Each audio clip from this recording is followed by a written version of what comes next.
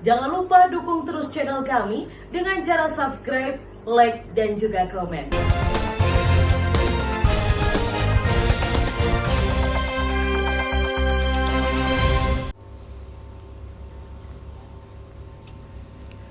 Sekitar 55 warga Dusun Kedung Noyo, Desa Tritik, Kecamatan Rejoso Nganjuk, Jawa Timur, melalui kepala desanya mengeluh atas janji-janji pemerintah yang akan menerbitkan sertifikat tanah dan bangunan yang ditempatinya di tanah relokasi dampak pembangunan Semantok. Menurut Hartoyo Kades Tritik, bahwa uang warganya diblokir miliaran rupiah di salah satu bank di Nganjuk untuk jaminan pembelian dan sertifikasi tanah dan bangunan relokasi yang ditempatinya. Namun, kini janji 6 bulan itu terlewati dan sertifikat juga belum ada. Sementara dari sebanyak 120 warga terdampak yang terbagi dari 55 warga Dusun Kedung Noyo dan 52 warga Dusun Kedung Pingit, Desa Sambikerep, Kecamatan Rejoso, sudah mengambil seluruh uangnya di bank dan belum juga menerima sertifikat sesuai janji pemerintah. Ya benar. Ada berapa, Pak? Kurang lebih sekitar 50-an kakak mungkin ya kemarin itu yang jelas warga ada yang di luar Kedung Noyo. Jadi sekarang menempati di lokasi tempat yang disediakan oleh pemerintah daerah. Tapi ini sampai detik ini belum ada kejelasan masalah sertifikat. Untuk apa juga pernah menempatkan uang yang diblokir itu, Pak? Ya, warga yang menempati relokasi itu sekitar 7 bulan atau 8 bulan yang lalu itu diblokir sesuai dengan harga yang ditentukan oleh pemerintah kabupaten. Setelah itu diblokir, dijanjikan sekitar 6 bulan bisa sertifikat. Tapi pada kenyataan ini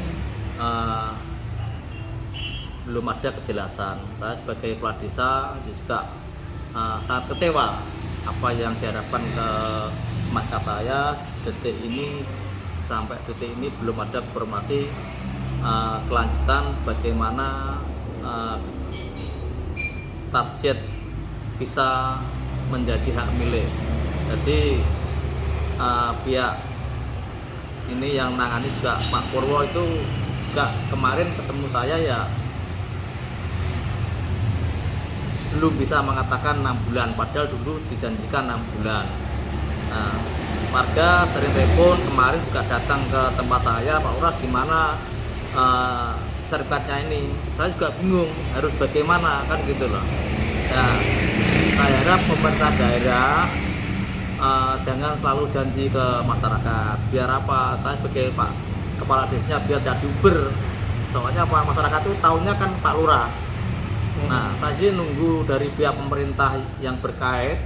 Detik ini juga kelihatan diem gitu loh, tidak ada konfirmasi ke saya. Makanya kalau panjenengan tanya saya kadang-kadang ya bingung gitu loh, bingung. Ya mudah-mudahan ini nanti pihak pemerintah daerah keluhan dari warga saya cepat diperhatikan, cepat dituntaskan. Terima kasih. Mungkin itu. Untuk uang yang diblokir tadi apa sudah diambil semua, Pak? Ya, dengan waktu sekitar 7 bulan tidak ada kepastian, akhirnya uang itu diambil.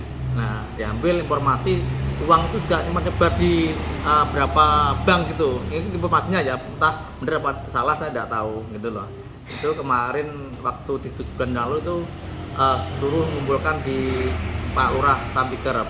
Jadi di situ dikumpulkan dengan untuk buat jaminan, terus itu dijanjikan sekitar 6 bulan. Terus akhirnya begitu warga tidak ada konfirmasi atau kejelasan sertifikat, akhirnya diambil semua. Kalau kelanjutan dari nasib warga relokasi itu bagaimana Pak kira-kira? Ya sebenarnya kalau nasibnya kasihan. Jadi kemarin warga saya selama menerima ganti rugi itu dia tidak kerja. tidak kerja, terus hanya menghabiskan uang itu yang buat makan. Terus untuk bangunan rumah itu juga gitu. Jadi tanah yang kemarin digerus itu banjir, akhirnya masyarakat itu sampai sekitar 81 meter untuk pondasi. Nah itu kan juga perlu biaya. Akhirnya hasil dari Eversel kemarin atau ganti rugi kemarin habis untuk pembangunan pondasi. Nah mudah-mudahan ini nanti didengar oleh pihak pemerintah daerah, tolong harganya yang kemarin sama yang dibeli di desa saya harga 300, sekarang beli juga 300, juga kasihan. Seharusnya warga itu kan belinya ya murah-murahnya, dulu dijanjikan harga 100, harusnya 100 itu. Nah namanya ini kan ganti untung, bukan ganti rugi toh. Nah gitu loh, jadi pemerintah sekarang ini kok aneh, janjinya dulu kalau bisa dinulkan, tapi katanya double accounting atau double anggaran, akhirnya dinilai lah. Nilainya kan dulu kan ngomongnya 100 biar ada sisanya untuk beli perahu, untuk beli apa, tapi pada kenyataannya ini harganya 300 lebih. Nah ini loh, ini berarti kan merasa dizolimi, merasa ditipu warga saya kan gitu loh.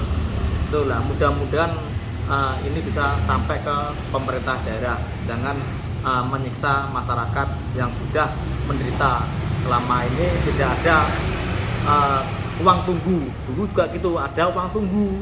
Pak Purwo mengatakan, pihak pemerintahan daerah mengatakan ada uang tunggu, ternyata detik ini juga tidak ada uang tunggunya gitu loh. Kan ya kasihan gitu loh. Kita sudah berjuang mati-matian sampai kemarin tuh ngambil kenaikan harga Everselnya sampai ke Jakarta. Itu benar bukan ranah saya, sebenarnya ranahnya ranah daerah.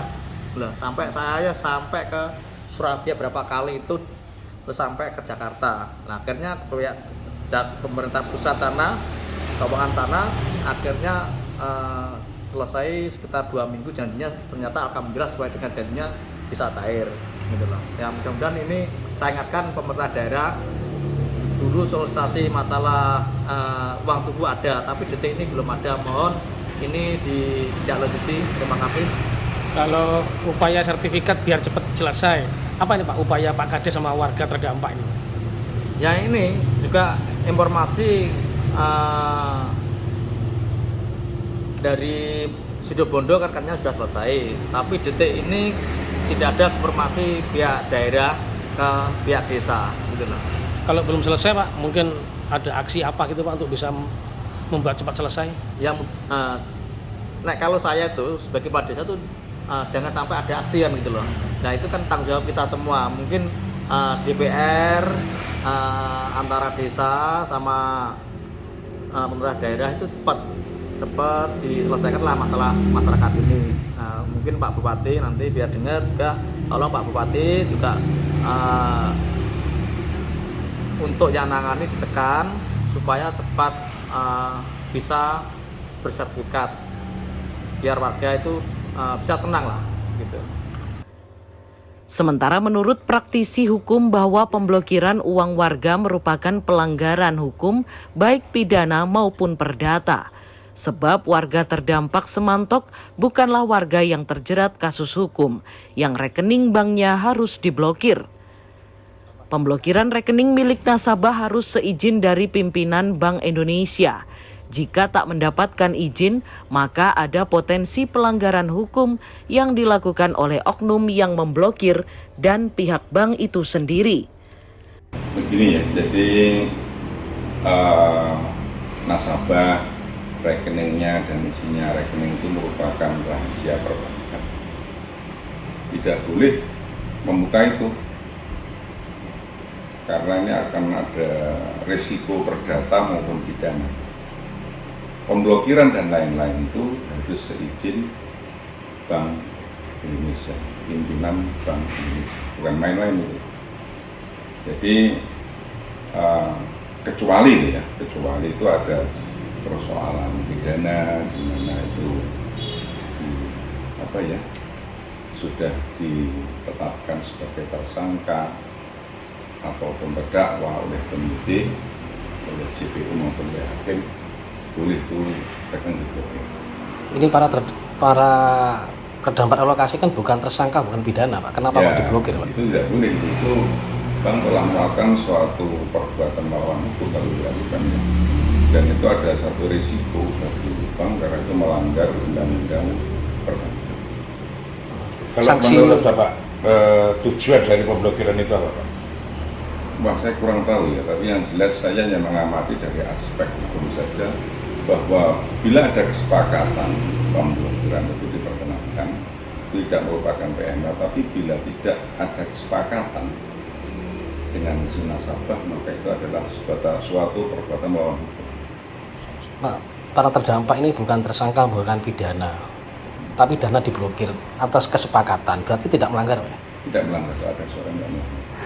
Namun apakah ada izin dari pihak Bank BI-nya, Pak? Kalau ada kesepakatan para pihak, saya pikir tidak perlu izin, jadi tidak perlu izin ke pimpinan Bank Indonesia.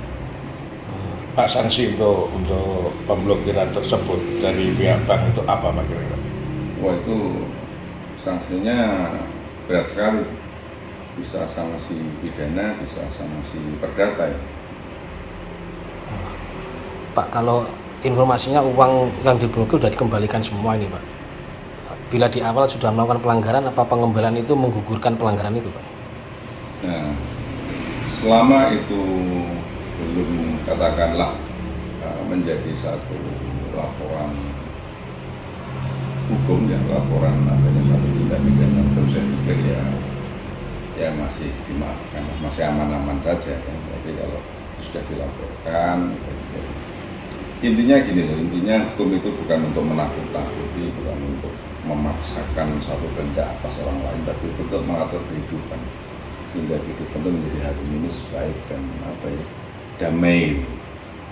Pemblokiran uang warga itu ada informasi pengkondisian, Pak. Artinya mereka yang membawa ke bank itu, yang mengkondisikan itu dikasih uang sejumlah berapa ratus ribu, ada fee dari pihak bank.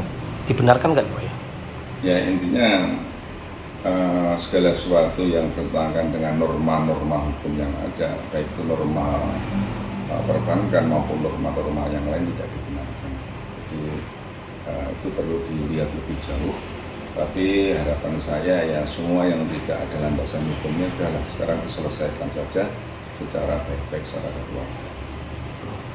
Pak, terkait nasib dari warga terdampak pembangunan bendungan Semantok yang sehingga saat ini belum menerima sertifikat, bagaimana Pak?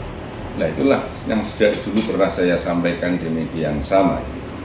Mestinya sudahlah masyarakat yang sudah membangun di situ, sudah berinvestasi di situ, itu dibiarkan saja, biar dia menempati dengan izin, ya. Nanti bisa mendapatkan namanya sertifikat hak guna bangunan, apa itu sertifikat hak pemanfaatan atas tanah bila itu bukan tanah konservasi. Nanti aset itu tetap menjadi milik Pemda, jadi tidak usah membeli itu, malah nanti risiko hukumnya berat bagi kedua belah pihak karena itu aset negara. Kalau pihak warga terdampak itu menginginkan SHM, Pak, bagaimana menurut Bapak? Kalau itu sepertinya agak susah ya, karena dulu itu dibeli oleh APBD dan sudah tidak ada lagi tanggungan negara yang harus diselesaikan kepada para terdampak, ya, jadi bayar lunas oleh negara. Nah, kalau pemerintah daerah itu membantu tempat, yaitu dasarnya membantu ya. Kalau dia mau membeli tanahnya negara, ya itu saya pikir tanah negara tidak bisa diperjualbelikan.